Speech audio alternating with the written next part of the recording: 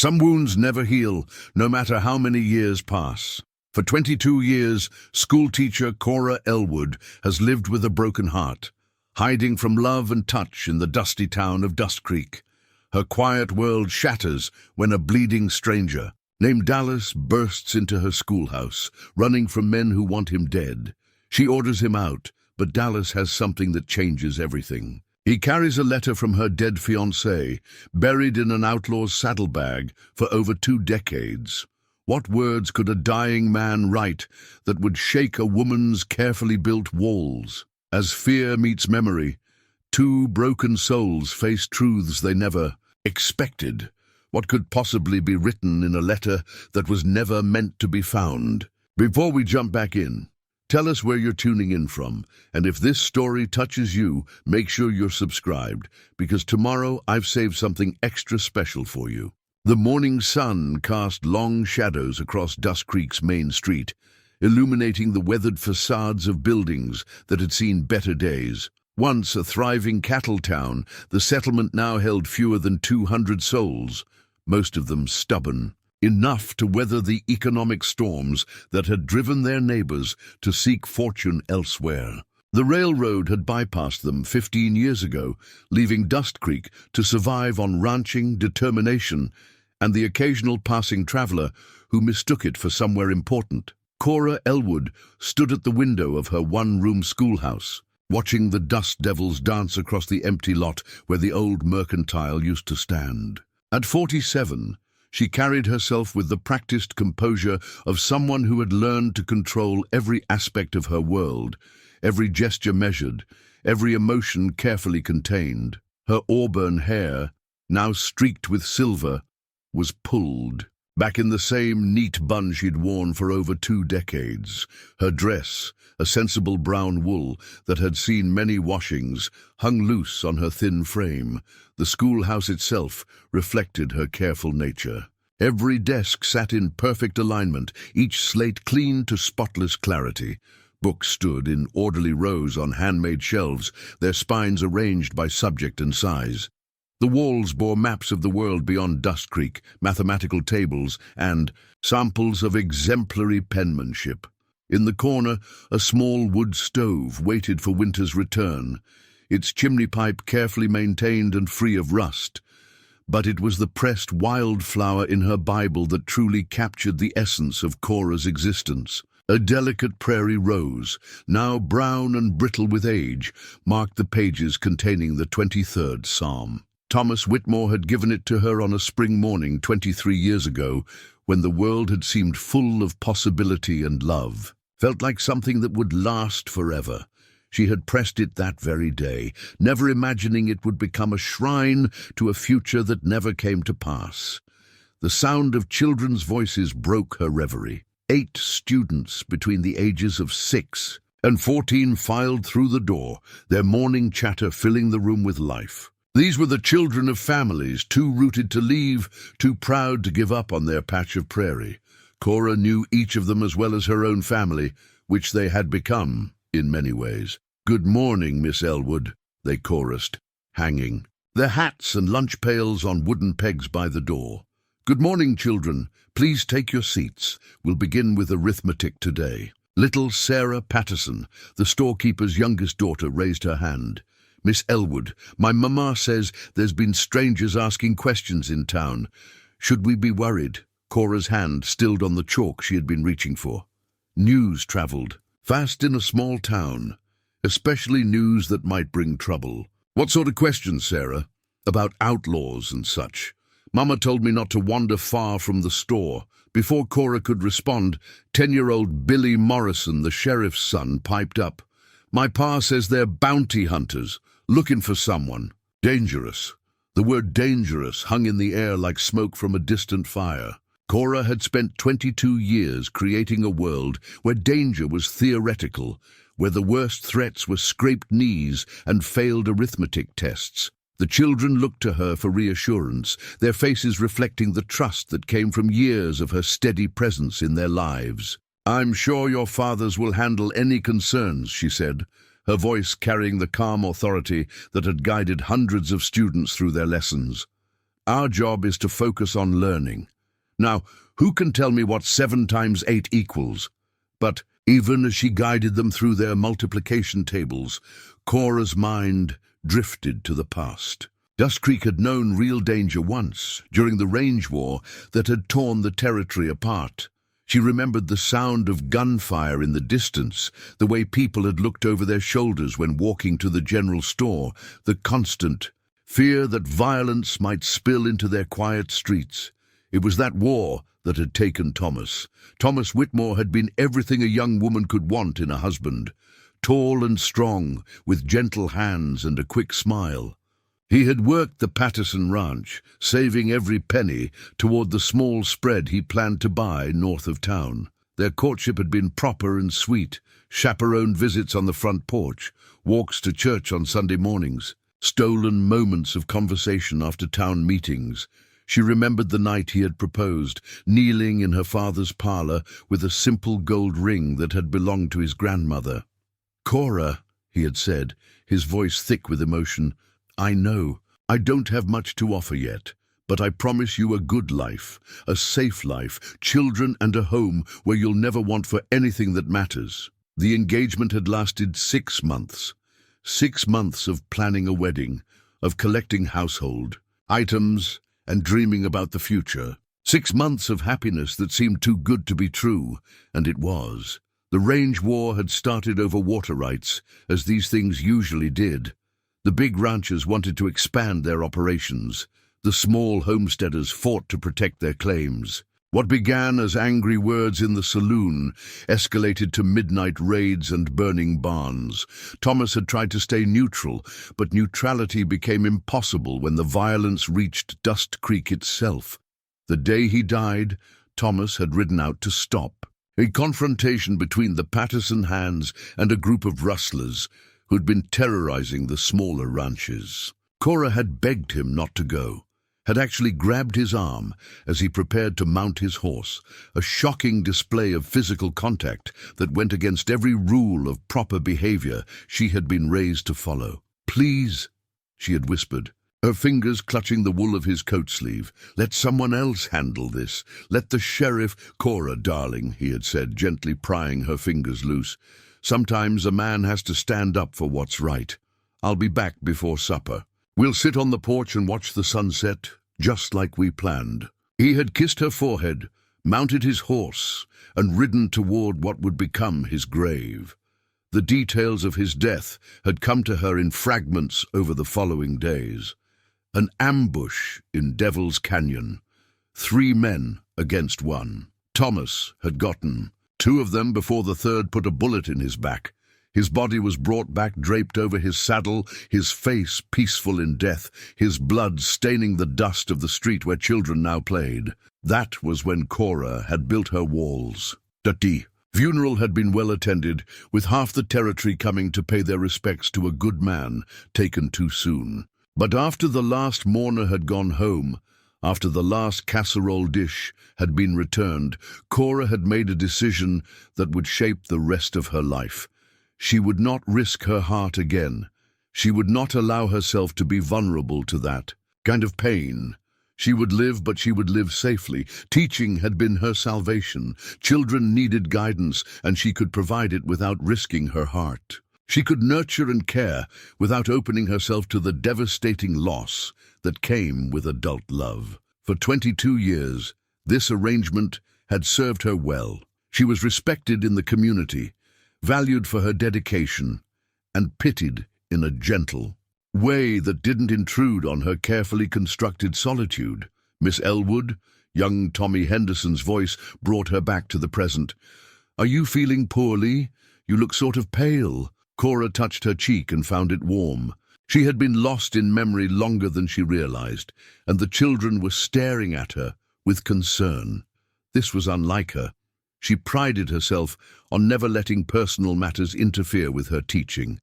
"I'm perfectly fine, Tommy. Thank you for your concern. Now, let's move on to geography. Can anyone find Montana Territory on the map?" The afternoon progressed with the familiar rhythm of lessons and recitations. Cora guided her students through their studies with practiced ease. But underneath her calm exterior, an unfamiliar restlessness stirred. Perhaps it was the talk of strangers in town, or the way the spring air carried scents that reminded her of that long-ago time when the future had seemed bright with possibility. As the day wore on, she found herself stealing glances at the window, watching the road that led into town. There was no reason to expect trouble, but something felt different about this day. Something in the quality of the light, or the way the wind moved through the cottonwoods, suggested that change was coming to Dustcreek. At 3:30, she dismissed the children for the day, watching them scatter toward their homes with the casual fearlessness of youth. Sarah Patterson ran toward her mother's store, her lunch pail banging against her leg. Billy Morrison headed for the sheriff's office, probably hoping to hear more about the mysterious strangers. The others dispersed to various corners of the town, their voices fading as they disappeared around buildings and down side streets. Alone in her schoolhouse, Cora began her evening routine. She erased the chalkboard, stacked the slates, and arranged the books for tomorrow's lessons. These simple tasks usually brought her comfort, but tonight they felt mechanical, performed by habit rather than intention. She had just settled at her desk to review the next day's arithmetic problems when she heard it, the thunder of hoofbeats approaching fast. Not the leisurely pace of someone heading home from work, but the urgent rhythm of riders pushing their mounts hard. The sound grew louder, accompanied by shouts and the sharp crack of gunfire. Cora's blood turned to ice water in her veins. She knew that sound, had heard it in nightmares for over 2 decades. It was the sound of violence coming to call, of the careful peace she had built around herself about to be shattered by forces beyond her control. The hoofbeats were almost upon the schoolhouse now, and through the window she could see a lone rider bent low over his horse's neck, blood streaming from his left shoulder. Behind him, perhaps a quarter-mile back, 3 more riders pursued with grim determination. As she watched in frozen horror, the wounded man pulled his mount to a sliding stop in front of her schoolhouse and half fell, half leaped from the saddle. He was tall and broad-shouldered, with dark hair and several days' worth of beard stubble. His shirt hung in tatters, revealing a chest crisscrossed with scars and fresh wounds. For a moment that seemed to stretch into eternity, their eyes met through the window. His were grey as storm clouds, filled with pain and something that looked like recognition. Then he was moving toward her door, and Cora's carefully ordered world was about to change forever. The schoolhouse door exploded inward with a crash that sent books tumbling from their shelves. The wounded stranger staggered across the threshold, his massive frame filling the doorway like a dark storm cloud. Blood dripped from his shoulder. Onto the clean pine floor Cora had swept not an hour before. "Please," he gasped, pressing his back against the door and sliding the heavy wooden bar into place. "They're coming." Cora shot to her feet, her chair clattering backward. Her heart hammered against her ribs so hard she was certain he could hear it. 22 years of careful isolation, of building walls around her heart, and now this giant of a man bleeding in her sanctuary, bringing violence and chaos into the one place where she felt safe. "Get out," she whispered, then louder. "Get out! You have no right, ma'am, I'm sorry, but—" He turned toward her and she saw his face clearly for the first time. Strong jaw shadowed with dark stubble, a nose that had been broken at least once, and those storm-grey eyes that seemed to see too much. A jagged scar ran from his left temple to his cheekbone, old and white against sun-darkened skin. "Please, don't touch me!" The words burst from her lips in a panic. She pressed herself against the wall, as far from him as the small room would allow. "Please, just leave. Whatever trouble you've brought, I want no part of it." The sound of approaching hoofbeats grew louder, accompanied by harsh voices and the jingle of spurs. The stranger, Dallas, though she didn't know his name yet, winced as he pressed his wounded shoulder against the door. "Can't do that, ma'am, not yet." His voice was deep and rough, like gravel over stone. "Name's Dallas Kane. I'm not here to hurt you, but those men outside, they surely will if they catch me." I don't care what your name is, Cora said, though. Her voice shook. This is a schoolhouse, a place of learning and peace. You have no right to bring your troubles here. Dallas looked around the room, taking in the neat rows of desks, the carefully arranged books, the maps and charts on the walls. His gaze lingered on the small personal touches, a vase of wildflowers on her desk, a daguerreotype of her parents on the windowsill, the well-worn Bible open to a marked page. "You're the teacher," he said, and it wasn't a question. "Cora Elwood." She froze. "How do you know my name?" Instead of answering, he reached into his shirt pocket with his good arm and withdrew something that made her world tilt on its axis. A letter, yellowed with age, the wax seal cracked but still intact. Her name was written across the front in handwriting she recognized as surely as her own heartbeat. Thomas's handwriting. "That's impossible," she breathed. "Thomas Whitmore has been dead for 22 years. "Yes, ma'am, I know. I was there when he died." The words hit her like a physical blow. She gripped the edge of a student's desk to keep from falling, her knuckles white against the wood. "You're lying." "I wish I was."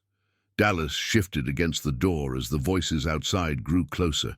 "He gave this to me with his last breath, made me promise to bring it to you if anything happened to him." "No." Cora shook her head violently. "No, that's not... He never mentioned you. He would have told me if he'd sent someone." "He didn't send me. I was hunting the men who killed him." The confession hung between them like smoke. Cora stared at this stranger who claimed to have witnessed the most devastating moment of her life, who carried with him a letter from the grave that couldn't possibly exist. "You're a bounty hunter," she said, the pieces falling into place.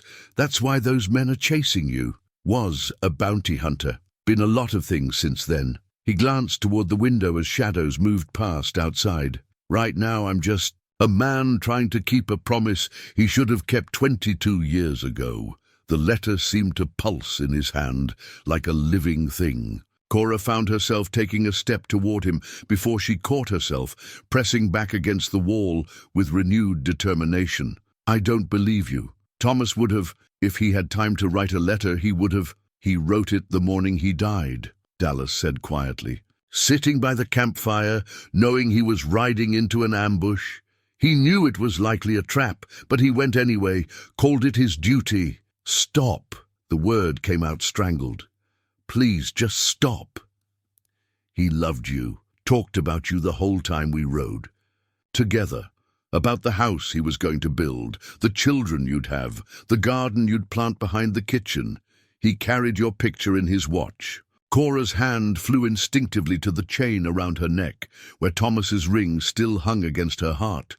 The ring he'd never lived to see her wear as his wife. Outside, the voices grew clearer.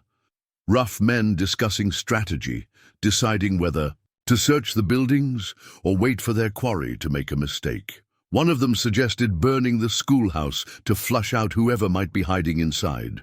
"They'll kill you," Dallas said matter-of-factly. "These aren't lawmen. They're hired guns and they don't leave witnesses." "Then why did you come here?" Cora demanded. "Why bring this trouble to my door?" "Because I've been carrying this letter for 22 years, and I'm tired of running from ghosts." He held up the envelope, and in the afternoon light streaming through the window, she could see it was real. The paper aged and fragile, the ink faded but still legible. "He died believing you'd read his words. I aim to see that you do. I don't want to read it." The confession burst from her before she could stop it. "Don't you understand? I've spent over 20 years building a life without him. I found peace. I don't want to open old wounds. Some wounds don't heal by ignoring them." The wisdom in his words cut deep, but Cora pushed it away. She had survived by not thinking about what might have been, by focusing on what was real and manageable. A letter from Thomas would destroy everything she'd built. "Miss Elwood," a voice called from outside. "You in there?" Cora recognized Sheriff Morrison's voice and felt a wave of relief. "Sheriff Morrison, thank goodness." "Don't," Dallas said sharply. "Look at his shadow on the wall. See how his hand rests on his gun. That's not the stance of a man planning a rescue." Cora looked and saw what he meant. The shadow on the wall showed a man ready for violence, not law enforcement. They got to him, Dallas continued quietly. Bought him or threatened him. Either way, he's not here to help. That's impossible. I've known Sheriff Morrison for 15 years. He baptized his youngest in this very schoolhouse when the church roof was being repaired. Money or fear makes men do things they never thought they would. As if to prove his point, Sheriff Morrison's voice came again, harder now. We know you're in there. Come out peaceful, and nobody gets hurt. But if you make us come in after you, the unfinished threat hung in the air. Cora felt the last of her certainties crumble. If she couldn't trust Sheriff Morrison, if even the law had been corrupted by whatever forces pursued this stranger, then her safe little world was already gone. Dallas held out the letter again. One way or another, your peaceful life is over. The only question is whether you'll face what's coming with the truth or keep hiding from it. Cora stared at the envelope, at Thomas's handwriting spelling out her name in careful script. Her fingers itched to take it, to finally know what her dying fiancé had wanted to tell her. But taking that letter meant opening a door she'd kept locked for over 2 decades. Time's up, Sheriff Morrison called out. We're coming in. The sound of splintering wood filled the air as someone began working at the door with an axe. Dallas winced as the impacts jarred his wounded shoulder, but he didn't move away from the barrier. Choose, he said, his grey eyes meeting hers. Hide from the truth or face it.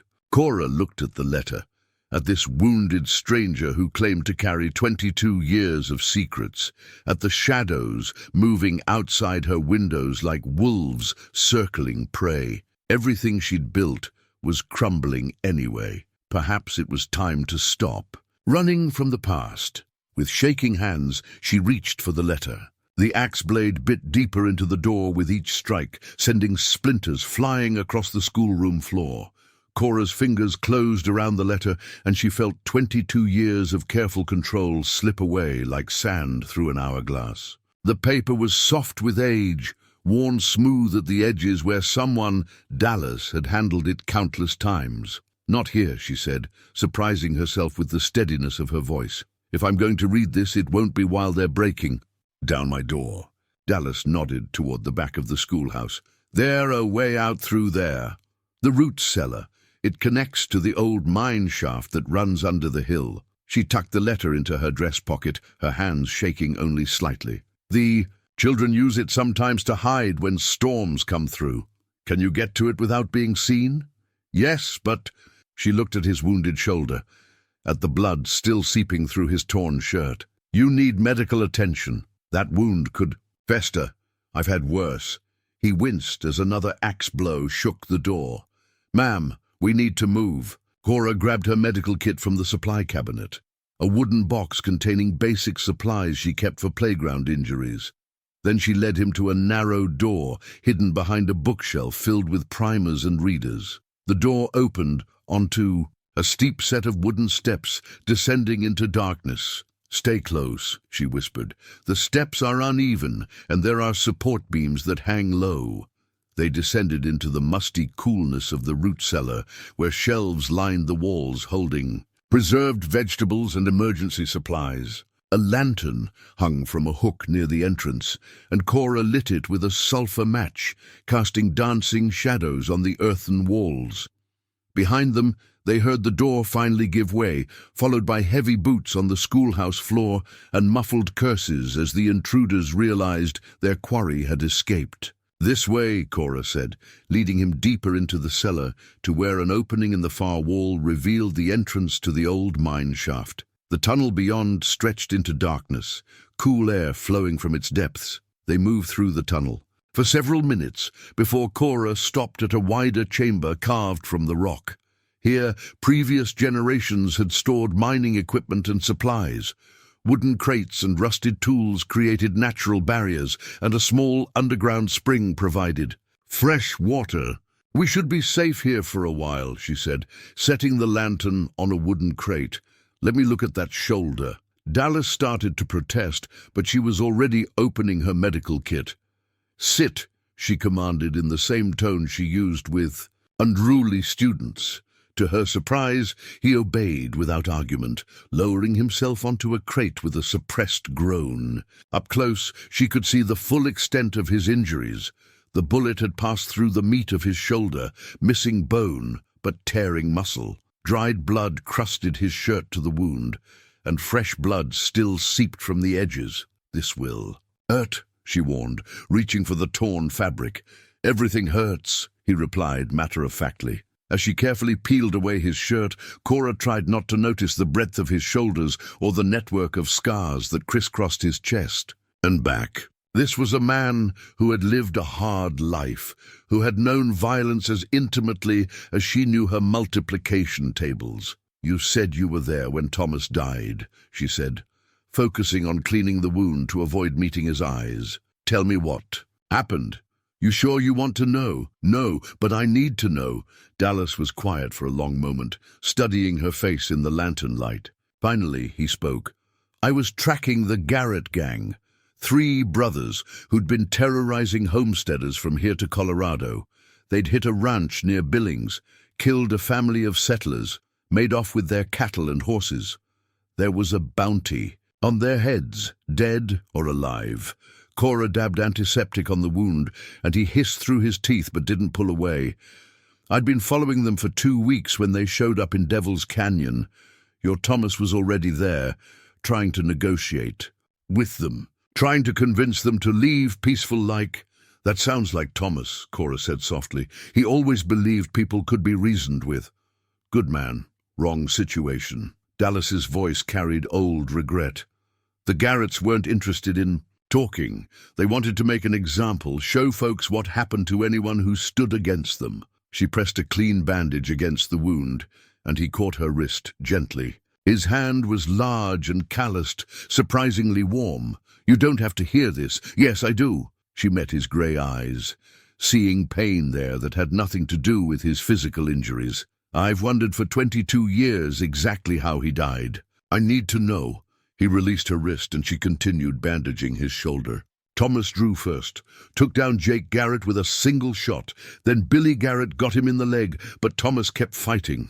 Got Billy too before—" He stopped, jaw clenched. "Before what?" "Before Ezra Garrett shot him in the back. Thomas was reloading, and Ezra came up behind him with a rifle."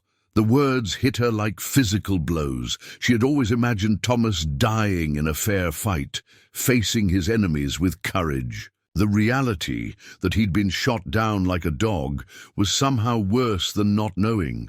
What happened to the 3rd brother? To Ezra? "I killed him." The words were flat, without emotion. "Put 3 bullets in him before he hit the ground."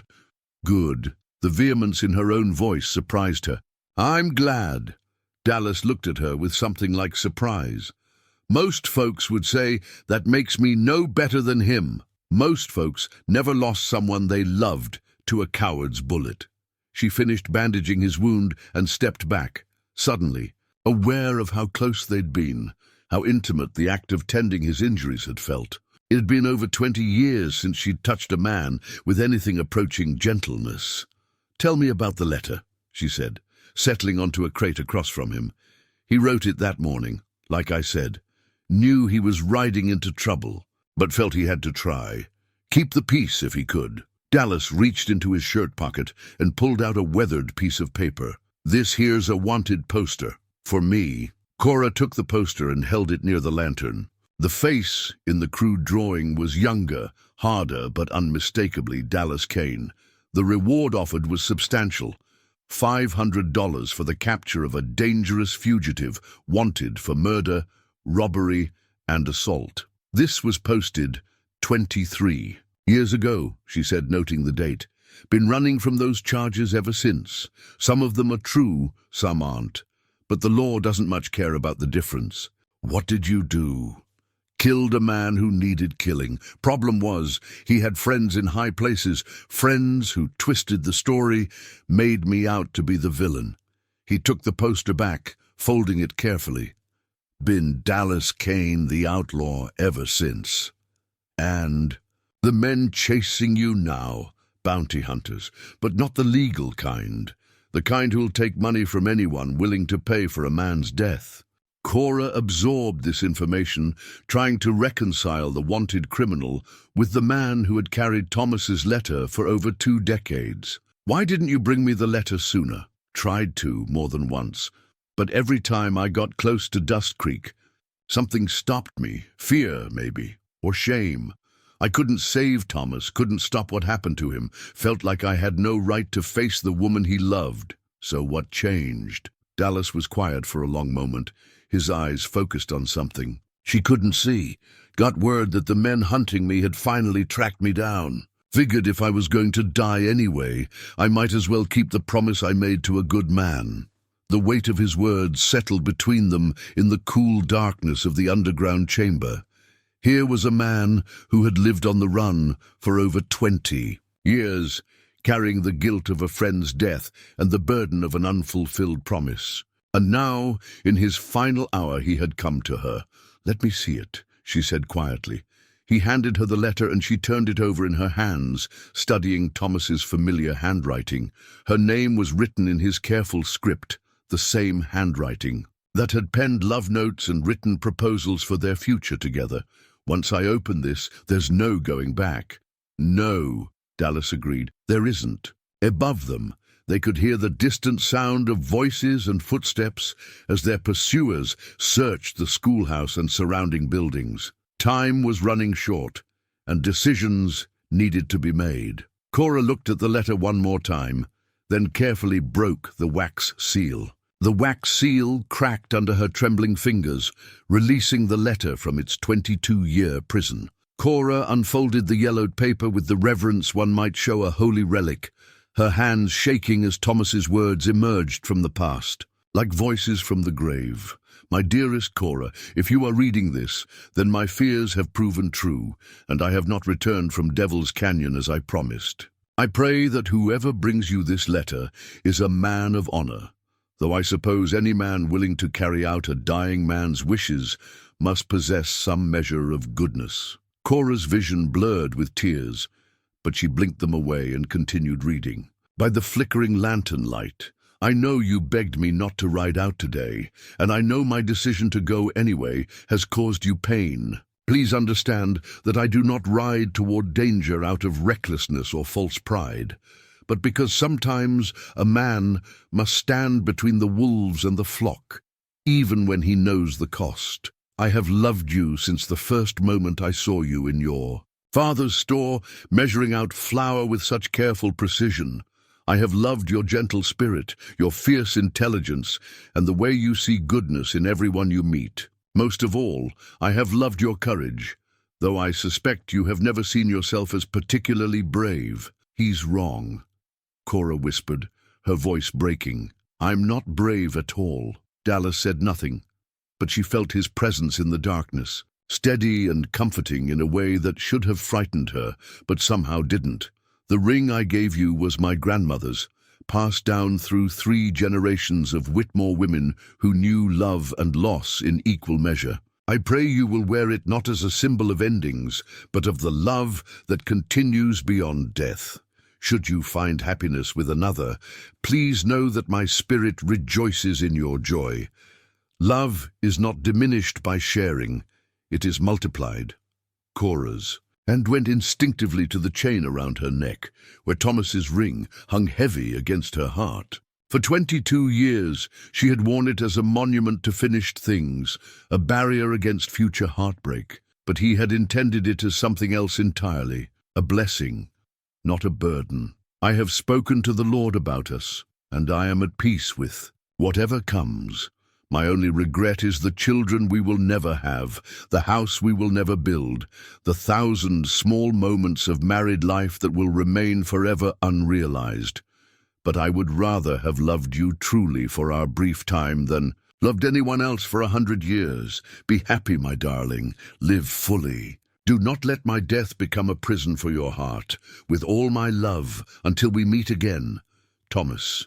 The letter fluttered from Cora's nerveless fingers as sobs racked her body. 22 years of careful control crumbled in an instant, releasing a flood of grief she had never allowed herself to feel. She had thought herself strong for building walls around her heart, but Thomas's words revealed the truth. She had been hiding, not healing. Dallas moved closer, his presence a solid anchor in the storm of her emotions. When he spoke, his voice was gentle as falling snow. He was a good man, best I ever knew. I loved him so much, Cora gasped between sobs. And I've wasted so much time, 22 years of half-living, of being afraid. You're not afraid now. She looked up at him through her tears, seeing something in his grey eyes that made her breath catch. Compassion, yes, but something deeper. Understanding born of shared loss and mutual loneliness. You've been carrying this letter all these years, she said, carrying the weight of his death and the burden of an unfulfilled promise. Why? Because keeping promises to good men is about the only thing that separates us from the wolves. The simple honesty of his answer cut through her emotional turmoil like a bell through fog. Here was a man who had lived by a code, who had honored friendship even when it cost him dearly. Tell me about yourself, she said, wiping her eyes with her handkerchief. Your real story, not the wanted poster version. Dallas settled back against the stone wall, his wounded shoulder carefully protected. In the lantern light, his scars told stories of violence and survival, but his eyes held depths of experience that spoke to something in her soul. Grew up on a farm in Kansas, good parents, loving home, was planning to follow in my father's footsteps until the war came. He paused, lost in memory. Joined up when I was 17, spent 4 years learning that good intentions don't stop. Bullets and honor doesn't always win the day. The war changed you, she said. It wasn't a question. Changed all of us who lived through it. Came home to find my parents dead of fever, the farm sold for taxes.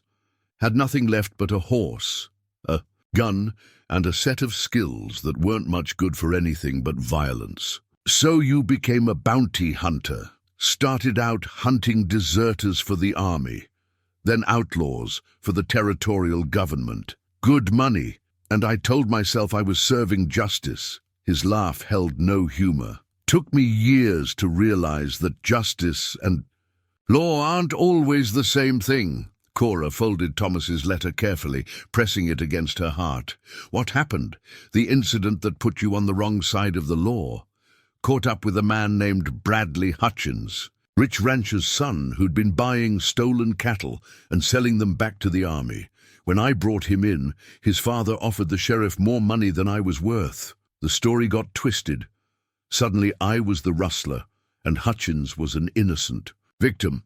You could have run then, started over somewhere else. Should have, but I was young and angry and convinced I could prove my innocence. By the time I realized how deep the corruption went, there were too many people who wanted me dead. He looked at her with those storm-gray eyes. Been running ever since. Until now. The weight of unspoken words hung between them in the underground chamber. Above, they could still hear their pursuers searching, but the sounds were growing more distant as the hunt moved away from the schoolhouse. I need to ask you something, Cora said, her voice barely above a whisper. When you look at me, what do you see? Dallas studied her face in the flickering light, taking in the silver streaks in her auburn hair, the lines around her eyes that spoke of years spent smiling at children, the careful way she held herself, even in this moment of vulnerability. I see a woman who's been living half a life, afraid to let anyone close enough to hurt her, but underneath that fear, I see someone with enough courage to tend a stranger's wounds and enough compassion to read a dead man's letter without hatred. For the messenger. His words stripped away her last defenses. I haven't been touched by a man in 22 years, she confessed. Not a handshake, not a casual brush of fingers. I've been so afraid of feeling anything that I've forgotten how to feel everything. Touch doesn't have to mean pain, doesn't it? Everyone I've ever loved has left me. My parents, Thomas, I'm here. The simple statement hung in the air between them like a bridge across an impossible chasm. Dallas reached out slowly, giving her time to pull away, and gently touched her cheek. His calloused fingers were warm against her skin, and she felt herself leaning into the contact despite 22 years of self-imposed isolation. "This is foolish," she whispered. "You're a wanted man. By morning you'll be gone, and I'll be alone again, maybe. Or maybe we'll find a way to fight back, against bounty hunters, against corrupt lawmen. I'm a schoolteacher, Dallas. I don't know anything about fighting. You know about standing up for what's right. You know about protecting the innocent. That's all fighting really is, when you strip away the gun smoke and the glory." Cora closed, her eyes feeling the warmth of his touch chase away years of cold loneliness. For the first time since Thomas's death, she allowed herself to imagine what it might feel like to be held, to be cherished, to be loved. "Those men who are hunting you," she said, "what do they really want? Me dead. And anyone who might help. Me dead alongside me. Then we can't go back to the schoolhouse, can't go back to my old life." "No, we can't." She opened her eyes and met his gaze, seeing her own recognition of the crossroads they'd reached reflected in his expression. Behind them lay safety and solitude. Ahead lay uncertainty and danger, but also the possibility of something she'd thought lost forever. "There's something else," Dallas said quietly. "Something I haven't told you about the day Thomas died." "What?" He reached into his saddlebag and withdrew something that made her breath catch. A silver star, tarnished with age but still bearing the words U.S. Marshal etched into its surface. "I wasn't just a bounty hunter tracking the Garrett gang. I was a federal marshal working undercover to bring them in alive for trial." Cora stared at the badge, its implications sinking in slowly. "You were law enforcement." "Was. Lost my commission when I killed Ezra Garrett. Self-defense or not, the department couldn't overlook the fact that I'd executed a man who was technically my prisoner. So you've been running from the law you once served. Been running from a system that values politics over justice. But that badge represents something more than just authority. It represents the oath I took to protect the innocent and serve the greater good." He held out the badge to her, and she took it with trembling fingers. The metal was cold and heavy, worn smooth by years of handling. "I may not wear this officially anymore, but I've never stopped trying to live by what it represents. And right now, that means keeping you safe and finding a way to clear both our names." "How?" "By exposing the truth about what really happened 22 years ago. By proving that the corruption that destroyed my life is the same corruption that's hunting us now." Cora looked at the badge, then at Thomas's letter, then at the man who had brought them both into her carefully ordered world. 3 symbols of different kinds of service: to law, to love, and to promise-keeping. Each representing a choice between safety and courage, between hiding and standing up for what was right. "If we do this," she said slowly, "there's no going back to the way things were. No, there isn't. I could lose everything, my position, my home, my life. Yes. But if we don't fight, they'll kill you anyway." "Yes." Cora stood and walked to the underground stream, splashing cool water on her face and hands. When she turned back to Dallas, her decision was written in the set of her shoulders and the steadiness of her gaze. "Then we fight." Dawn came slowly to the underground chamber, filtered light creeping through hidden crevices in the rock above. Cora had dozed fitfully against Dallas's uninjured shoulder, and she woke to find his grey eyes already open, watching the entrance to their hideout with the alertness of a man accustomed to danger. "They're still out there," he said quietly. "Heard them moving around about an hour ago." Cora sat up, immediately missing the warmth of his presence. Her back ached from sleeping on stone, but it was nothing compared to the ache in her heart. As reality reasserted itself, in the harsh light of morning, their situation seemed even more desperate than it had the night before. "Tell me about the saddlebag," she said, noticing the ornate leather bag that Dallas had brought with him. "The one that contained Thomas's letter." Dallas reached for the bag, running his fingers over the intricate toolwork that decorated its surface. "This belonged to Jake Garrett, the eldest of the 3 brothers. Found it after I killed them. along with some things that didn't make sense at the time. He opened the bag and began removing items: a bundle of letters tied with string, several legal documents, a small leather journal, and a handful of photographs. Each item was carefully preserved, protected from the elements by the bag's quality. Construction. Jake Garrett wasn't just a rustler, Dallas continued. He was keeping records, names, dates, payments. Seems he was working for someone with deeper pockets than cattle theft usually provides. Cora examined the documents by lamplight, her teacher's trained eye picking out details that might escape casual observation. These are land deeds, property transfers, all dated from the months leading up to the Range War. Look at the names on the transfers. She studied the signatures and felt a chill run down her spine. Hutchins, the man whose father had you framed. The same. Turns out the Range War wasn't about water rights or grazing land. It was about forcing small ranchers to sell their property cheap so the big operators could buy up the territory. And Thomas stumbled into the middle of it. Thomas wasn't stumbling. He was investigating. Dallas pulled out the leather journal and opened it to a page filled with Thomas's careful handwriting. Been reading this for 22 years, trying to understand what he was really doing that day.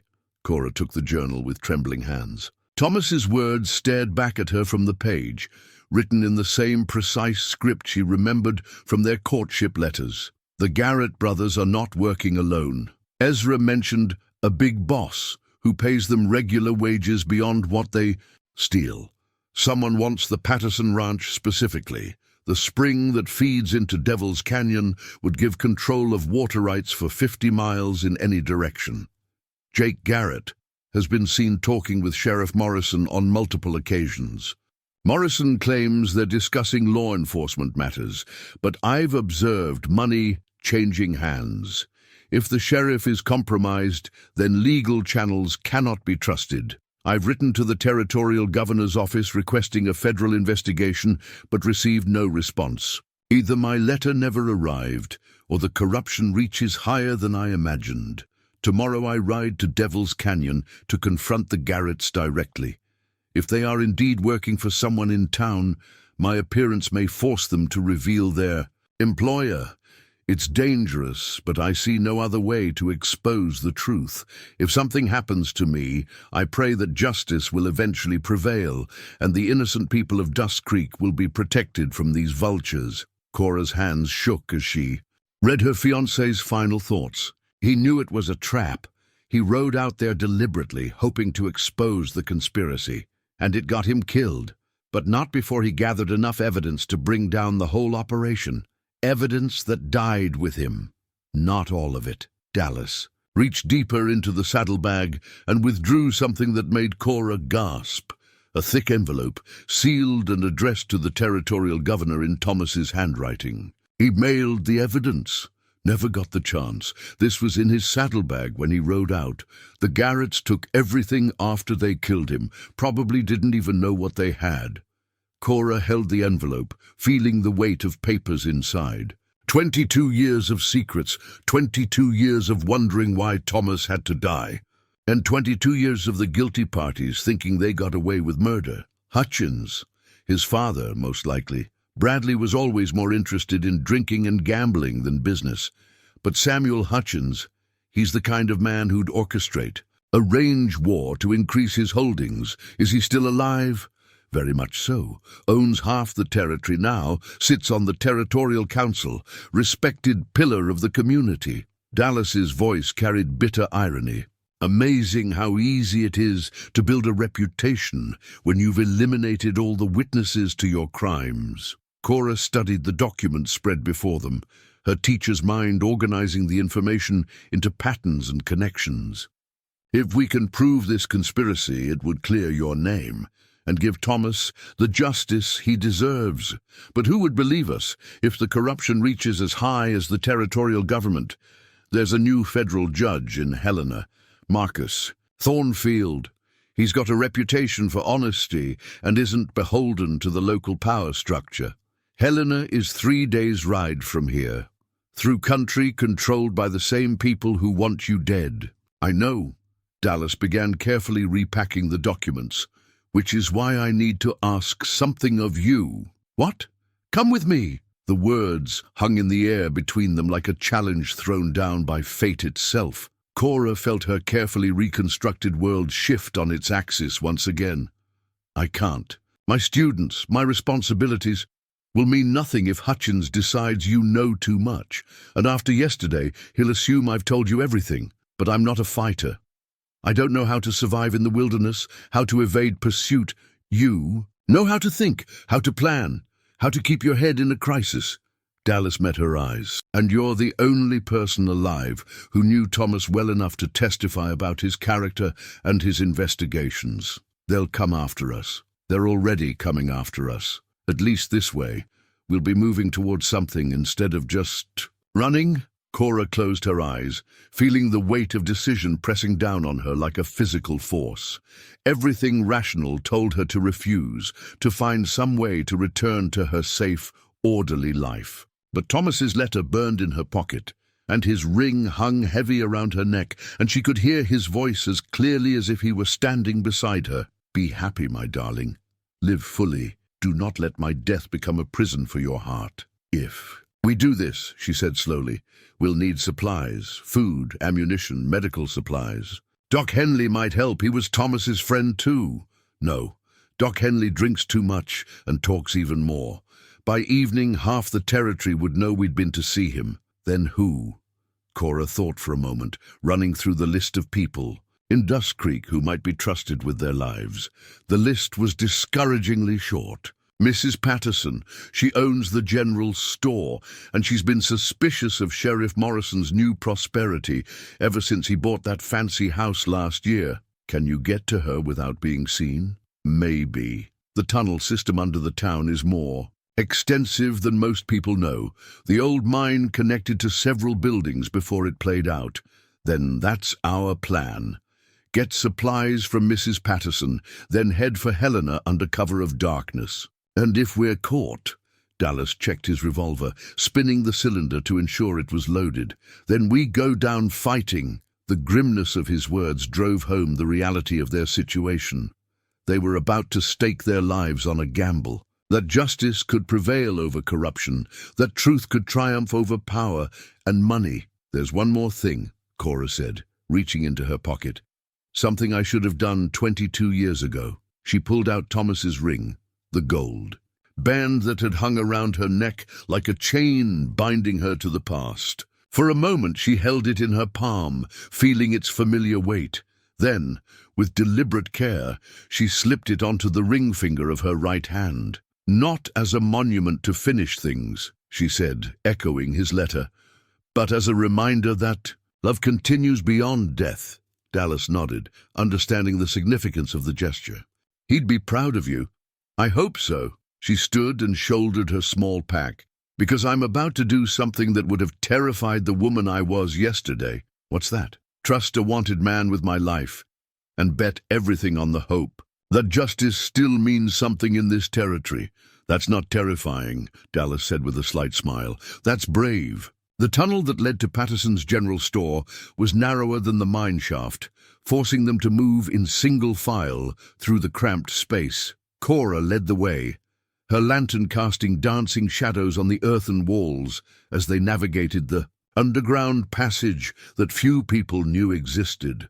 The tunnel had been dug during the early mining days, connecting the store's basement to the main mine complex to facilitate the movement of supplies. Mrs. Patterson used to hide Confederate gold. Down here during the war, Cora whispered as they reached a wooden door set into the tunnel wall. Her husband was a Southern sympathizer, though she never spoke of it openly. Will she help us? If I explain the situation properly, yes.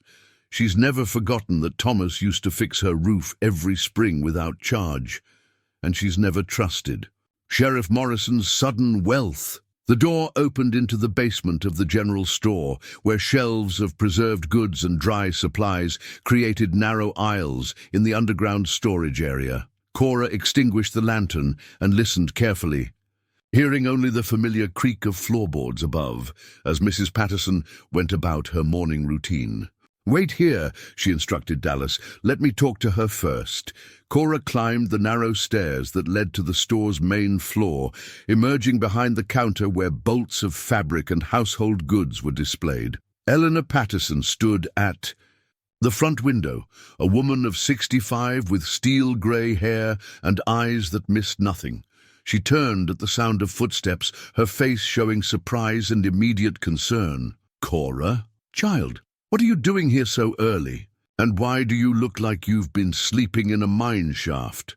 "Mrs. Patterson, I need your help, and I need your word that you'll tell no one what I'm about to share with you." The older woman's expression grew serious. She walked to the front door, turned the sign to closed, and drew the curtains across the windows. "Sit down, dear. Tell me everything." Cora had always respected Eleanor Patterson's no-nonsense approach to life and her fierce loyalty to the people she cared about. Now she found herself explaining the events of the past 24 hours, from Dallas's dramatic entrance to the discovery of Thomas's letter and the evidence of corruption that reached into the highest levels of territorial government. Mrs. Patterson listened without interruption, her weathered hands folded in her lap and her sharp eyes never leaving Cora's face. When the story was finished, she sat in silence for a long moment, processing the implications. "I knew there was something wrong about the way Thomas died," she said finally. "Boy was too careful, too smart to ride into an ambush unless he had a reason, and I've never understood how Sheriff Morrison could afford that new house on a lawman's salary. Will you help us?" "Help you do what exactly?" "Get supplies for a journey to Helena. Food, ammunition, medical supplies. Enough to last us 4 days in rough country." Mrs. Patterson's eyebrows rose. "You're planning to ride to Helena? Cora, dear, you haven't been on a horse in 20 years, and you've never spent a night outdoors in your life." "I know, but there's a federal judge there who might listen to our evidence. It's our only chance to clear Dallas's name and bring Thomas's killers to justice. And if you're caught, then at least we'll have tried to do the right thing instead of hiding in the shadows." Mrs. Patterson smiled for the first time since Cora had begun her story. "Thomas would be proud of you. You've got his sense of justice and his stubborn determination to see it done. Does that mean you'll help?" "Child, I'll do more than help. I'll outfit you for the journey and throw in some extra supplies for good measure." She stood and began, moving around the store, gathering items from various shelves. "But first, I want to meet this Dallas Kane. Any man who carried Thomas's letter for 22 years is someone I need to look in the eye." Cora led Mrs. Patterson down to the basement, where Dallas waited in the shadows among the stored goods.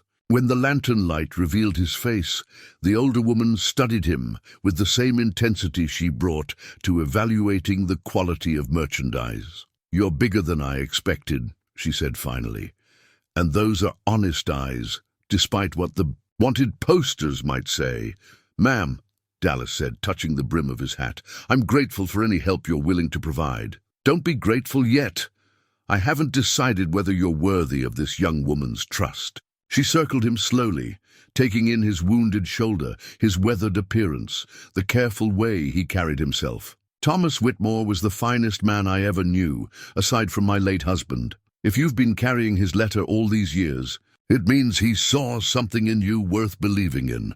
"I hope so, ma'am. Show me the evidence you've gathered." Dallas spread the documents on a wooden crate, explaining the significance of each piece of evidence, while Mrs. Patterson examined them with the sharp eye of someone accustomed to evaluating the truth of men's claims. "This is damning," she said. When he finished, "Samuel Hutchins has been buying up land all over the territory, always seeming to know which properties would become available before their owners knew they wanted to sell. You've noticed the pattern. Hard not to, when you're one of the few independent business owners left. He's made offers for this store 3 times in the past 5 years, each time after some misfortune befell a neighboring business." "What kind of misfortune?" Cora asked. "Fire at the blacksmith shop, suspicious timing, since it happened the night after Jake Henderson refused to sell. Mysterious illness that killed most of Martin Crowley's cattle, forcing him to sell his ranch at a loss. The bank suddenly calling in loans that had been current for years." Mrs. Patterson's voice grew hard. Always coincidences, but too many. Coincidences to be believable. He's been doing this for over 20 years, Dallas said, using violence and intimidation to build his empire. And getting away with it because he owns the sheriff and probably half the territorial government. Mrs. Patterson began gathering supplies from the shelves around them. All the more reason to get this evidence to someone who can act on it. She worked efficiently, assembling a collection of supplies that would sustain them on the journey to Helena, dried meat and hardtack for sustenance, ammunition for Dallas's revolver, medical supplies for treating wounds, and even a change of clothes for Cora that would be more suitable for travel than her teacher's dress. "There's something else you'll need," Mrs. Patterson said, disappearing deeper into the basement and returning with a rifle wrapped in oilcloth. "This belonged to my husband. He'd want it used in service of justice." Cora stared at the weapon, her hands shaking as she realized what Mrs. Patterson was suggesting. "I don't know how to use a rifle." "Then you'd better learn quick," the older woman said bluntly. "The men hunting you won't hesitate to kill a woman if she's standing between them and their target." Dallas took the rifle and checked its action, nodding approval at its condition. "It's a good weapon, accurate and reliable. Can you teach me?" Cora asked him. "Yes, but learning to shoot and learning to kill are different things. Are you prepared for that possibility?" Cora thought about Thomas's letter, about 22 years of injustice, about the children in her classroom who deserved to grow up in a world where truth mattered more than money. She thought about her teaching certificate hanging on the schoolhouse wall, representing her dedication to nurturing others while denying herself the chance to fight for what was right. If it means stopping the people who killed Thomas and corrupted our entire territory, then yes, I'm prepared, Mrs. Patterson smiled grimly. "Good, because they won't give you the luxury of moral uncertainty when the shooting starts." As they finished gathering supplies, the sound of horses approaching the store made them all freeze. Through the basement window, they could see the shadows of mounted men surrounding the building. "Sheriff Morrison," Mrs. Patterson said quietly, recognizing the voice calling her name from outside. "He's brought friends." "How many?" Dallas asked, checking his revolver. "4, maybe 5. Too many to fight here without putting Mrs. Patterson in danger." "There's another way out," the older woman said, leading them to a second door hidden behind stacks of flour sacks. "This tunnel leads to the old church basement. From there you can reach the livery stable without being seen." "What about you?" Cora asked. "I'll handle the sheriff. Tell him I've been down here doing inventory all morning and haven't seen hide nor hair of any fugitives." Mrs. Patterson's eyes glinted with mischief. "Wouldn't be the first time I've lied to the law about what's hidden in my basement." Dallas shouldered his pack and the rifle, while Cora gathered the smaller supplies. At the tunnel entrance, she turned back to Mrs. Patterson. "Thank you for everything. Don't thank me yet, child. Just survive long enough to see justice done. That'll be thanks enough." As they disappeared into the tunnel, they could hear Sheriff Morrison pounding on the store's front door, demanding entry. Behind them, Mrs. Patterson climbed the stairs to face whatever questions and threats awaited her. "She's taking a terrible risk," Cora whispered as they moved through the narrow passage. "Good people always do," Dallas replied. "That's what makes them good." The tunnel to the old church was the longest yet, requiring them to crawl through sections where the ceiling dropped too low for walking. Cora's dress caught on rough timber supports, and her hands were scraped raw by the time they emerged in. The basement of the abandoned chapel. Dustcreek's church had been destroyed in a fire 5 years earlier, and the congregation had never found the funds to rebuild. Now only the stone foundation remained, overgrown with weeds and haunted by memories of better days. Dallas helped her climb out of the tunnel, his strong hands steadying her as she brushed dirt from her clothes. In the dim light filtering through the ruined building above, she could see the strain of their escape written in the lines around his eyes. "Your shoulder," she said, noticing fresh blood seeping through the bandage. "The crawling has reopened the wound. It'll hold until we reach the stable. Can you make it that far?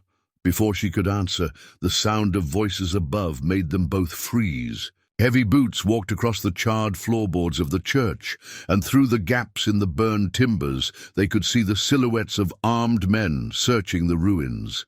"Check every hiding place," a familiar voice commanded. "Sheriff Morrison. They've got to be somewhere in town." "Maybe they kept riding," another voice suggested. "Could be halfway to the mountains by now." "No, Kane's wounded, and the schoolmarm wouldn't last an hour in rough country. They're holed up somewhere, waiting for dark to make their move." Dallas drew his revolver and motioned for Cora to stay low. Above them, the searchers moved methodically through the ruins, poking at debris and checking every potential hiding spot. One of them walked directly over the concealed entrance to the basement, his boots inches from their heads. "Sheriff," a third voice called from outside, "found something at the schoolhouse." Morrison's footsteps moved away from their hiding spot. As he went to investigate the discovery, in the momentary quiet that followed, Dallas helped Cora gather their scattered supplies. "What do you think they found?" she whispered. "Blood, most likely. Maybe some torn fabric from my shirt." He secured the saddlebag containing the evidence, making sure it was protected from damage. "Doesn't matter. We need to reach those horses and get out of town before they expand their search." They waited until the voices moved away from the church, then carefully climbed the stone steps that led to ground level. The church ruins provided some concealment, but crossing the open ground to the livery stable would leave them exposed for several crucial seconds. "There!" Dallas pointed to a route that would take them behind the remains of the church bell tower and along a drainage ditch that ran toward the stable. "Stay low and move fast." They had just reached the cover of the drainage ditch when Cora heard something that made her heart stop. Her own voice calling out across the town square, "Please don't hurt him. He's wounded." She grabbed Dallas's arm in confusion. "That's impossible. I never—" "Quiet," he whispered urgently, pulling her deeper into the ditch. The voice came again, pleading and desperate. "Sheriff Morrison, please. He forced me to help him. I was frightened." Understanding hit Cora like a physical blow. Someone was impersonating her voice, creating a false narrative to explain her absence from the schoolhouse. But who would know her well enough to mimic her speech patterns, and why would they want to protect her reputation while condemning Dallas? The answer came as they reached the edge of the livery stable and could see into the town square. A woman stood beside Sheriff Morrison, her auburn hair streaked with silver, wearing a dress identical to the one Cora had worn the day before. From a distance, the resemblance was striking. "My sister," Cora breathed. "Margaret." Dallas looked between Cora and the woman in the square, seeing the family resemblance that would make the deception believable to anyone who didn't know both sisters well. "Where has she been?" "San Francisco. Moved there after her husband died. Said she couldn't bear to stay in Dustcreek with all the memories." Cora watched in amazement as Margaret played her role perfectly, sobbing convincingly as she described being held captive by the dangerous fugitive. "I haven't seen her in 3 years. She's covering for you, giving you time to escape. But why? She never approved of my decision to remain unmarried, always said I was wasting my life, mourning a dead man." The answer became clear as they listened to Margaret's performance. She wasn't just protecting her sister. She was creating a story that would preserve Cora's reputation and standing in the community. According to Margaret's account, Cora had been an innocent victim, forced to help the outlaw under threat of violence. When the opportunity arose, she had bravely escaped and reported the incident to the authorities. "Your sister understands more than you realized," Dallas said quietly. "She's giving you the chance to seek justice while protecting your ability to return home if things go wrong." But as they watched the scene unfold, Cora noticed something that chilled her blood. Margaret wasn't just telling a story, she was handing over something to Sheriff Morrison, something small and rectangular that looked suspiciously like an envelope. "No," Cora whispered, her hand flying to her pocket where Thomas's letter should have been. The pocket was empty. In the chaos of their underground escape, the letter must have fallen out. And somehow Margaret had found it and was now giving it to the very people they were trying to evade. Dallas saw her realization and immediately understood the implications. The letter. She doesn't know what she's doing. She doesn't understand that Morrison is corrupt. Or she does know, and she's trying to protect you by removing the evidence that connects you to my cause. The possibility hit Cora like a sledgehammer. Margaret might believe she was saving her sister by destroying the very evidence that could clear Dallas's name and expose the conspiracy that had killed Thomas. We have to stop her. It's too late. Morrison has the letter now. They watched in horror as the sheriff examined the envelope, his face showing recognition and something that looked like fear. He spoke quietly to Margaret, who nodded and pointed toward the schoolhouse. Then he folded the letter carefully and placed it in his vest pocket. "He's not going to destroy it," Dallas observed. "He's keeping it." "Why?" "Because Thomas's letter is evidence of the conspiracy, but it's also evidence that could be used against his enemies if necessary. Men like Morrison always keep insurance, policies. Then we still have a chance to recover it. Maybe. But now we're not just fighting to clear my name and expose the truth. We're fighting to save your sister from the consequences of helping us." As if summoned by their words, Margaret turned and looked directly toward their hiding place. For a moment, Cora thought her sister had seen them, but Margaret's gaze moved on, searching the buildings and shadows around the square. Then Sheriff Morrison gave an order that made their situation infinitely more dangerous. "Postmen at every road out of town. Nobody leaves Dustcreek without being searched. And put a guard on this woman. If her sister tries to contact her, I want to know about it immediately." "You think the school mom will come back?" one of the deputies asked. "I think she's more involved in this than she's letting on. And I think her outlaw friend won't abandon her to face the consequences alone." The trap was closing around them with methodical precision.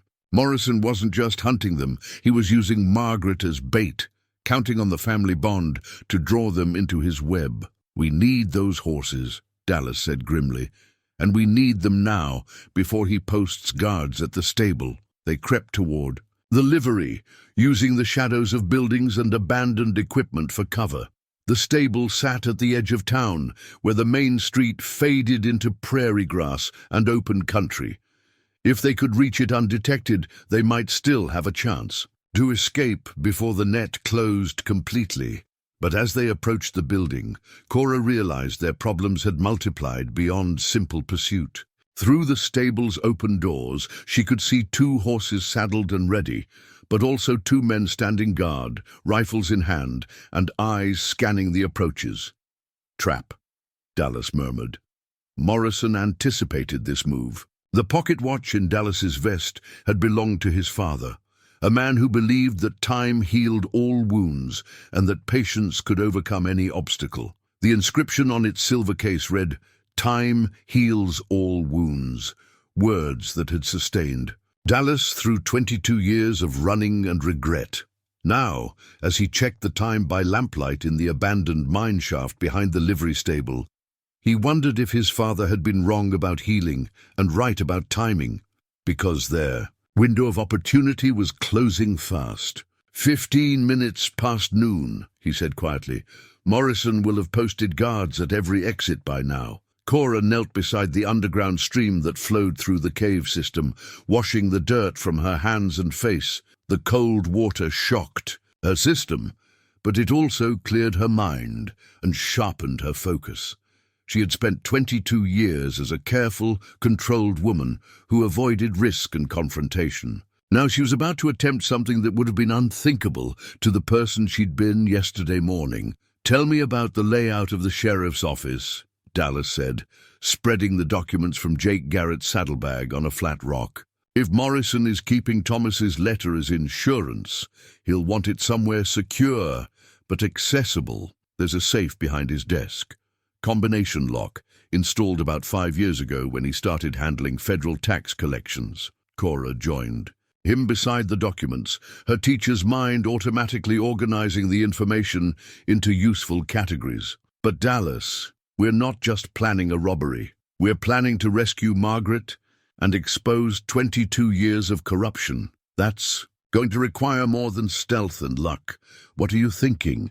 I'm thinking we need allies. People who have been hurt by Hutchins and Morrison. People who would stand with us if they knew the truth. Dallas studied the land deeds and financial records spread before them. According to these documents, Hutchins has forced at least a dozen families off their land over the past 2 decades. Some of those people are still in the territory.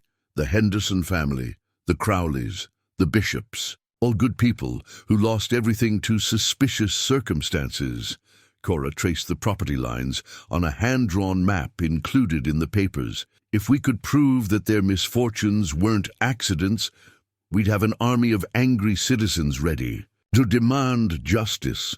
But first we need to get this evidence to them, and we need to make sure Margaret is safe. 2 separate problems requiring 2 separate solutions. Dallas began repacking the documents carefully. What if we split up? No. The word came out sharper than Cora intended. I won't lose anyone else to this conspiracy. We go together, or we don't go at all. Dallas looked at her with something approaching admiration. You're not the same woman who ordered me out of her schoolhouse yesterday. Yesterday I thought safety meant hiding from the world. Today I understand that real safety comes from fighting for the world you want to live in. They made their way through the cave system, following the underground stream toward its outlet. North of town, the caves were larger than Cora had remembered from childhood explorations, with chambers that could easily hide a dozen people and passages that connected to other parts of Dustcreek's underground network. This place could serve as a base of operations, she said, as they passed through a particularly large cavern. If we could gather the displaced families here, we could plan our approach without fear of being overheard. How do we contact them without alerting Morrison's network? The same way news has always traveled in small communities, through the women. Mrs. Patterson isn't the only person in Dustcreek who distrusts the sheriff's sudden prosperity. There are others who've wondered about the convenient timing of various disasters. They emerged from the caves near the old Henderson property, where a burned-out farmhouse stood as a monument to one family's destroyed dreams. The fire had happened 3 years ago, during a particularly dry summer when wildfires were common. But according to the documents in Jake Garrett's saddlebag, the fire had occurred exactly 1 week after Martin Henderson refused to sell his land to Hutchins. Someone needs to see this, Cora said, examining the blackened timbers that had once been a family's home. Someone who remembers what really happened. The Hendersons moved to Denver after the fire, Dallas said. But their eldest son, Tom, works at the Peterson Ranch. He might be willing to listen, more than willing. Tom Henderson was one of my students, a good boy who loved his family's farm and never understood why his father gave up so easily after the fire. They made their way across the countryside, staying away from main roads and using the natural cover of rolling hills and creek beds to avoid detection. Cora's body ached from the unaccustomed exertion, but her mind felt clearer than it had in years. For the first time since Thomas's death, she was moving towards something instead of away from it. The Peterson Ranch sat in a valley protected by low hills, its buildings showing the prosperity that came from honest work and careful management. Tom Henderson was mending fences in the north pasture when they found him, his movements carrying the economical grace of a man who understood the value of every motion. Miss Elwood? He straightened in surprise, his weathered face showing the confusion of seeing his former teacher in trail-worn clothes, accompanied by a man who looked like he'd stepped out of a wanted poster. What are you doing way out here? Tom, I need you to look at something about your family's farm. She showed him the documents, explaining their significance, while Dallas kept watch for any sign of pursuit. Tom's expression grew darker. With each revelation, his hands clenching into fists as the pattern of manipulation and destruction became clear. I knew it, he said when she finished.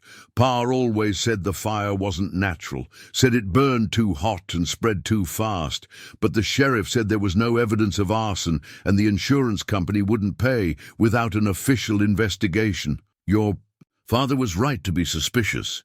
This conspiracy has been destroying families for over 20 years, always making it look like accidents or bad luck. What can we do about it? Hutchins owns half the territory, and Morrison controls the law. We can expose the truth, but we need help from people who have suffered under their corruption. Tom was quiet for a long moment, his gaze fixed on the documents that proved his family's innocence and their enemies' guilt. When he looked up, his eyes held the same determination Cora remembered from his school days. The Crowley brothers are working the Johnson spread about 10 miles south. The bishops are sharecropping for the Willis family. If I could get word to them, tell them what you've found. How long would that take? 2 hours if I ride hard. 3 hours to gather them all at a central meeting point. Where? The old church. It's been abandoned since the fire, but the foundation is solid, and there's good cover from the surrounding hills. Cora looked at Dallas, seeing her own thoughts reflected in his expression. They were about to trust their lives and their evidence to people they hadn't seen in years, people who had every reason to be bitter and angry about their treatment at the hands of the law. There's something else, she said to Tom. My sister, Margaret, is being held by Sheriff Morrison. She's in danger because she tried to help us, and we need to get her out before we can move against the conspiracy. How many men does Morrison have? At least 6 deputies, plus however many hired guns Hutchins brought in for the manhunt. Tom considered this information, his mind working through the tactical challenges of their situation. The Crowley brothers were cavalry during the war. The bishops know this country better than anyone. If we can prove to them that justice is possible, they'll fight. And if we can't prove it, then we'll all hang together instead of separately. The grim humor of his words broke some of the tension, and Cora found herself smiling for the first time in days. This was the Tom Henderson she remembered, practical, loyal, and completely unafraid of necessary risks. Go, she said, gather whoever you can trust. Tell them to meet us at the church foundation at sunset. And Tom, tell them to come armed. After Tom rode away on his borrowed horse, Dallas and Cora made their way back toward Dustcreek through the network of canyons and dry washes that provided concealment from casual observation. The afternoon sun was beginning its descent toward the western horizon, and shadows were growing longer among the rocks and scrub brush. Are you ready for this? Dallas asked, as they took shelter in a grove of cottonwoods within sight of the town. Once we start this fight, there's no backing down. I've been ready for 22 years, Cora replied. I just didn't know it. She pulled Thomas's ring from the chain around her neck and slipped it onto her finger, feeling the weight of promises. Kept and promises yet to be fulfilled.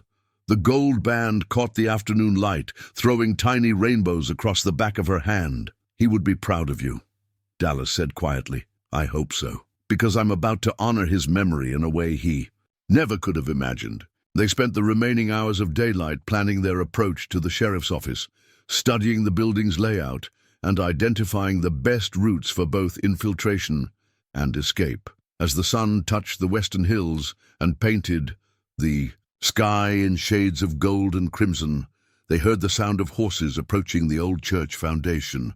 Tom Henderson had kept his promise. Through the gathering dusk, they could see the silhouettes of men and women gathering among the ruins, their faces grim with purpose and their hands resting on the weapons they carried. Time to find out if justice still means something in this territory, Dallas said, checking his father's pocket watch one final time. Time to finish what Thomas started, Cora agreed. Together, they walked toward the church ruins and the confrontation that would determine the future of Dustcreek, and everyone who called it home. The school bell had been cast from the melted-down weapons of fallen soldiers after the range war ended, a symbol of Dustcreek's commitment to peace and education over violence. Now, as the sun painted the western sky in shades of blood and gold, that same bell would ring again, not to call children to their lessons, but to signal the beginning of a reckoning 22 years in the making. 12 people had gathered among the ruins of the old church. their faces showing the weathered determination of men and women who had lost everything to corruption and were finally ready to fight back. The Crowley brothers, lean and hard-eyed from their cavalry days, checked their rifles with the practiced efficiency of soldiers. The Bishop family, father, mother, and 2 grown sons, spoke in quiet voices about the night their cattle had mysteriously sickened and died. Other faces bore the same story of loss and injustice, of dreams destroyed by the greed of powerful. Cora stood before them in the gathering darkness, her teacher's voice carrying clearly across the ruined foundation as she explained what they had discovered. She held up the documents from Jake Garrett's saddlebag, the evidence that proved their suspicions about Sheriff Morrison and Samuel Hutchins. "Every one of you has suffered because of these men," she said, her words cutting through the evening air like a blade. "Every fire, every illness, every convenient accident that forced you from your land, it was all orchestrated by the same conspiracy that killed Thomas Whitmore and destroyed countless other lives. What proof do we have that won't just get us all hanged as vigilantes?" asked Martha Bishop, her weathered hands steady on the shotgun she carried. Dallas stepped forward, his marshal's badge catching the last rays of sunlight. "This is my authority. Federal jurisdiction supersedes local corruption. What we're planning isn't vigilante justice, it's law enforcement." "You've been a wanted man for 22 years, Tom Henderson pointed out. "How do we know this badge means anything? Because the charges against me were fabricated by the same people who've been destroying your lives. The evidence we've gathered proves that Samuel Hutchins orchestrated not only the Range War, but every major land grab in this territory since then." "And how do we get that evidence to someone who can act on it?" asked James Crowley, the elder of the 2 brothers. "First, we rescue Margaret Elwood from the sheriff's office," Cora said firmly. "She's being held as bait, and she's in danger because she tried to protect me. Then we secure the evidence Morrison is keeping in his safe, including Thomas's original letter, which provides context for everything else we've discovered." "That's a lot of objectives for one night's work," observed Samuel Bishop, the family patriarch. "Morrison's got at least 6 armed deputies, plus whoever Hutchins brought in from outside. Which is why we're not going in like common outlaws," Dallas said. "We're going in as citizens demanding justice under federal authority." The plan they outlined was ambitious, but built on the strengths of their small force. The Crowley brothers would position themselves on the rooftops overlooking the sheriff's office, providing covering fire and preventing escape routes from being used. The Bishop family would secure the approaches to the building, ensuring that no reinforcements could arrive undetected. Tom Henderson and 2 other men would guard the horses and maintain a clear escape route. "What about the townspeople?" asked Martha Bishop. "Some of them might support Morrison, but others might join us if they understood what was really happening." "That's where the bell comes in," Cora said, looking toward the schoolhouse where the bronze bell waited in its tower. "When we ring it 3 times, everyone in Dustcreek will know that something significant is happening. Those who support justice will come to help. Those who support corruption will show their true colors. And if more people stand with Morrison than with us, then we'll know we fought for what was right, regardless of the outcome." As full darkness settled over the valley, the group made their final preparations. Weapons were checked, positions were assigned, and last messages were quietly shared among family members. Everyone understood that some of them might not see another sunrise, but the alternative, continuing to live under the boot of corruption, was no longer acceptable. Dallas and Cora would approach the sheriff's office directly, using the authority of his federal badge to demand entry. If Morrison refused to cooperate, the others would move into position for a coordinated assault. If he opened the door, they would attempt to resolve the situation through legal means. "Remember," Dallas said as they prepared to move out, "we're not here to start a war. We're here to end one that's been going on for over 20 years. They moved through the darkened streets of Dustcreek like shadows given purpose, each person carrying the weight of old grievances and new hope. The town seemed to hold its breath as they approached the sheriff's office, its windows glowing with lamplight in the darkness. From their position across the street, they could see movement inside the building. Sheriff Morrison sat at his desk, apparently going through paperwork. Two deputies played cards at a smaller table near the front door. Through a barred window, they caught a glimpse of Margaret in one of the holding cells, alive but clearly frightened. "3 guards that we can see," Dallas whispered. "Probably more in the back rooms. Are you ready?" Cora touched Thomas's ring on her finger, feeling the weight of all the promises that had brought them to this moment. Then she reached for the brass bell that Tom Henderson had retrieved from the schoolhouse, its bronze surface cold and heavy in her hands. "I'm ready." The first bell toll echoed across Dustcreek like thunder, announcing that the long night of reckoning had begun. The second bell toll was still echoing across Dustcreek when Thomas's rifle spoke for the first time in 22 years. Cora had retrieved the weapon from the schoolhouse during their approach, and now it felt solid and purposeful in her hands. As she aimed through the sheriff's office window, she wasn't shooting to kill, not yet, but the bullet that shattered the lamp on Morrison's desk sent a clear message that the time for negotiation was rapidly ending. "Sheriff Morrison!" Dallas's voice carried the authority of federal law as he stepped into the circle of light cast by the office's front windows. "This is U.S. Marshal Dallas Kane. I'm ordering you to release your prisoner and surrender yourself for questioning in connection with federal crimes." The response came in the form of gunfire from the office windows, muzzle flashes strobing in. The darkness as Morrison's deputies opened fire on the street. Dallas dove for cover behind a water trough, splinters flying from the wooden structure as bullets struck all around him. From her position behind the blacksmith's forge, Cora worked the lever on Thomas's rifle and sent another shot through the office window. This one found its mark, and one of the card-playing deputies cried out and stumbled backward, clutching his shoulder. "This is your last warning," Dallas shouted. "Release Margaret Elwood and surrender peacefully." The third bell toll rang out across the town, and its summons was answered. Doors began opening along the main street as citizens emerged to see what was happening. Some carried lanterns, others carried weapons, and their faces showed the mixture of fear and curiosity that came with witnessing history in the making. Eleanor Patterson appeared in the doorway of her general store, a shotgun cradled in her arms and her grey hair shining in the lamplight. Behind her came Doc Henley, swaying slightly but carrying his medical bag and a determined expression. "What's going on out here?" Patterson called. "Justice, finally," Tom Henderson answered from his position near the stable. 22 years. Overdue, but better late than never." The sight of respected townspeople taking sides seemed to galvanize others. The pastor's wife emerged from the parsonage with her husband's hunting rifle. The bank clerk appeared with a pistol and a ledger book that probably contained records of Morrison's suspicious deposits.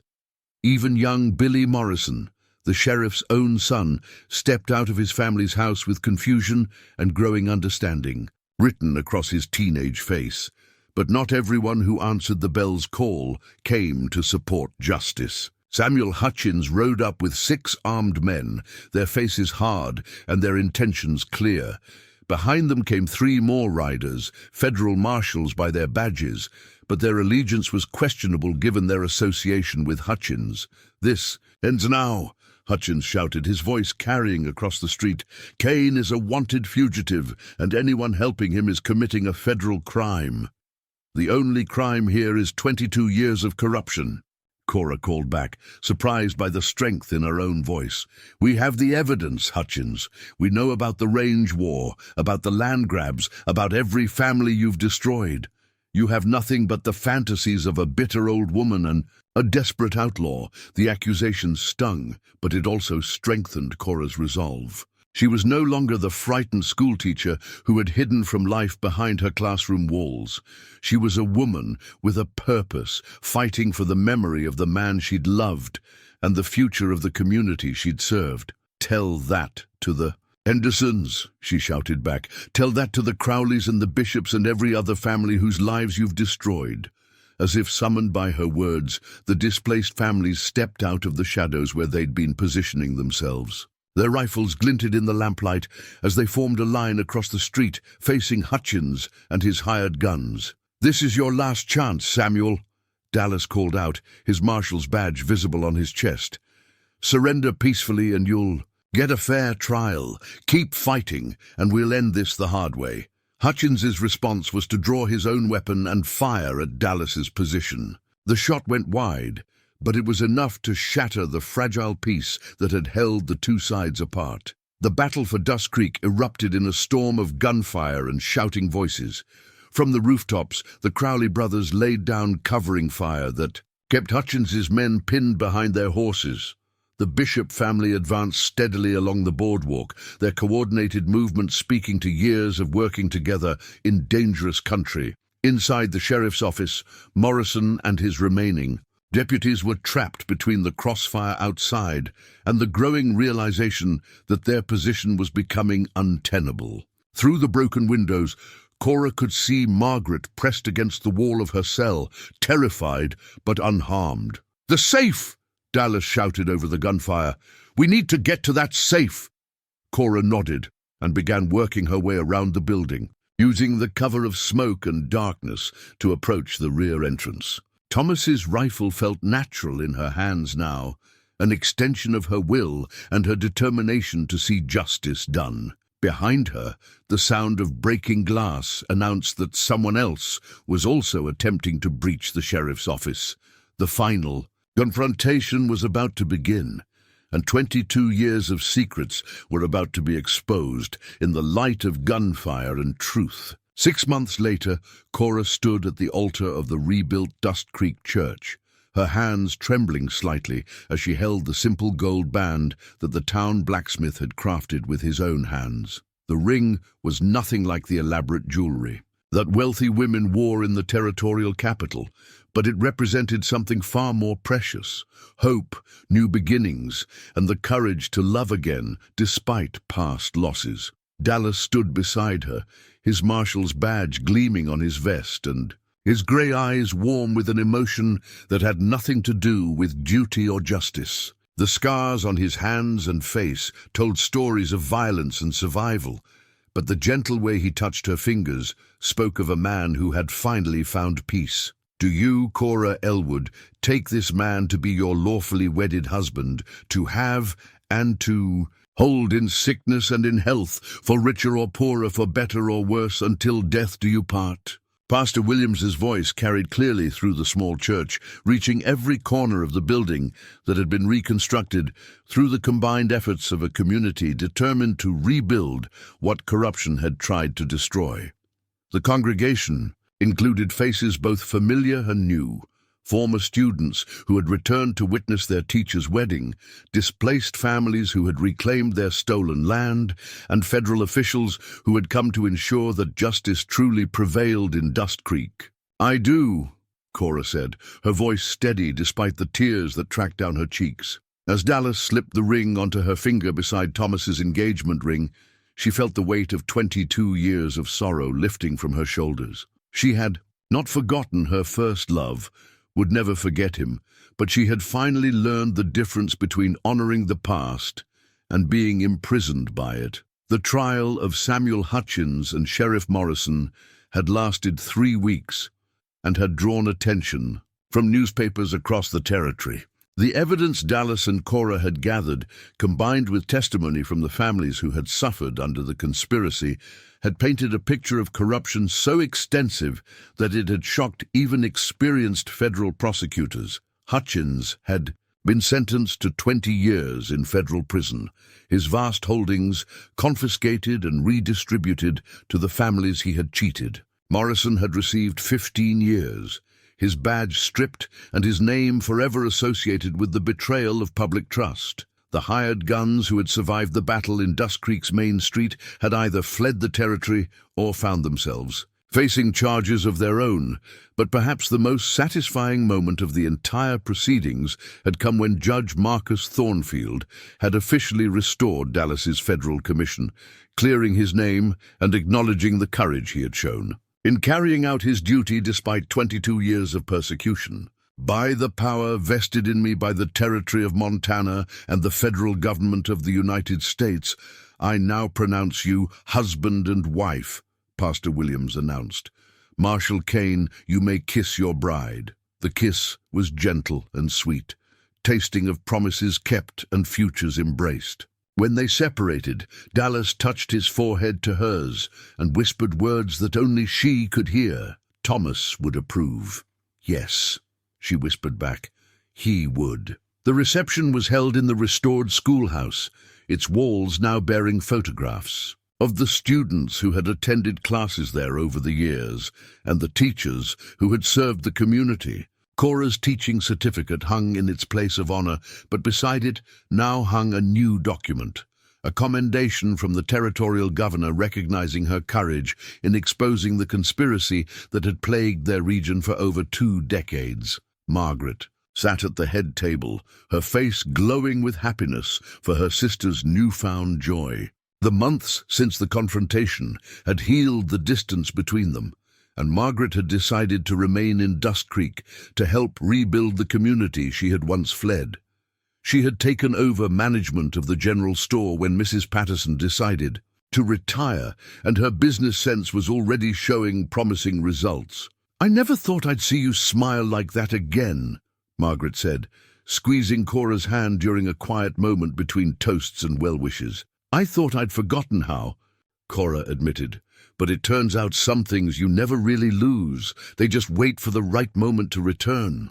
As the evening progressed, Dallas found himself standing outside the schoolhouse, looking up at the stars that shone bright and clear in the Montana sky. The weight of his father's pocket watch felt comfortable in his vest pocket, its familiar, ticking marking time that now moved toward future rather than away from past. Tom Henderson joined him in the cool night air, a glass of punch in his hand and a satisfied expression on his weathered face. Hard to believe it's all over. Is it over? Dallas asked. Seems to me like it's just beginning.